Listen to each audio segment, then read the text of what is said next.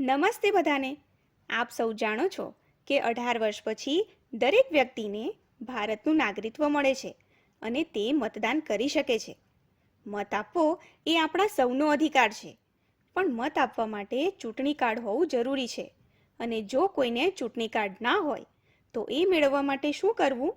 તો એ માટે આપ સૌ આ સાહેબ પાસેથી માહિતી જાણો. નામ ગોવિંદભાઈ ગોહેલ.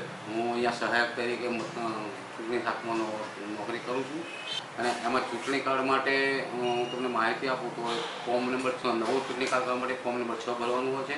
એમાં પુરાવા માટે રહેઠાણનો પુરાવો, જન્મનો પુરાવો અને એક પાસપોર્ટ સાઇઝનો ફોટો લાવવાનો હોય છે.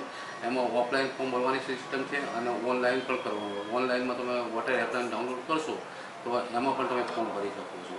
અને સુધારો કરવા માટે 8 નંબરનું ફોર્મ ભરવાનું હોય છે. તેમાં તમારે નામ સુધારો કરવાનો હોય, ચૂંટણી કાર્ડ જૂનામાંથી નવું લેવાનું હોય, સ્માર્ટ કાર્ડ લેવાનું હોય, એમાં એક 8 નંબરનું ફોર્મ ભરવાનું હોય છે. અને 7 નંબરનું ફોર્મ ભરવા તમારે અહીંથી તમે શિફ્ટ થયા હોય બીજી વિધાનસભા તમારે સાસરીમાં તો એને કમી કરવા માટે 7 નંબરનું ફોર્મ ભરવાનું છે. 7 નંબરનું ફોર્મ ના ભરવું તો 8 નંબરનું ફોર્મ ભરી અને પણ તમે ત્યાં તમારું નામ ત્યાંથી તમારું ચૂંટણી કાર્ડ ટ્રાન્સફર કરાવી શકો છો. ચૂંટણી કાર્ડ કાઢવા માટે તમારે મિનિમમ લાયકાત 1 જાન્યુઆરીના રોજ 18 વર્ષ પૂરા થયા હોવા જોઈએ.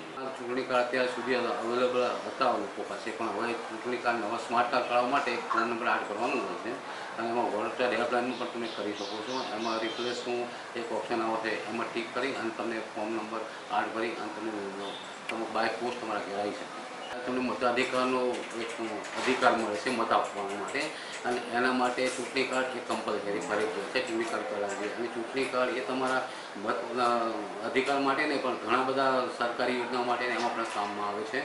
જેમ કે આધાર કાર્ડ તમારે નવું કરાવવું હોય, આધાર કાર્ડનો સુધારો કરાવવો હોય ત્યારે પણ એમાં પણ ચૂંટણી કાર્ડની જરૂર પડે છે. એટલે ચૂંટણી કાર્ડ ખરેખર જરૂરી છે. આ સાહેબે ખૂબ જ સરસ માહિતી આપી. જો તમારે ચૂંટણી કાર્ડ ના હોય તો તમે પણ કઢાવી લેજો. એ માટે જરૂરી પુરાવા છે: નવું ચૂંટણી કાર્ડ કઢાવવા માટે ફોર્મ નંબર 6 ભરવાનું હોય છે. એમાં પાસપોર્ટ સાઇઝનો ફોટો, રહેઠાણનો પુરાવો અને જન્મનો પુરાવો. આ પુરાવા લઈને તમે નજીકની મામલતદાર કચેરી અથવા તો કલેક્ટર કચેરીમાં જઈને ચૂંટણી કાર્ડ કઢાવી લેજો. ચૂંટણી કાર્ડ એ ભારતનો નાગરિક હોવાનો એક પુરાવો છે.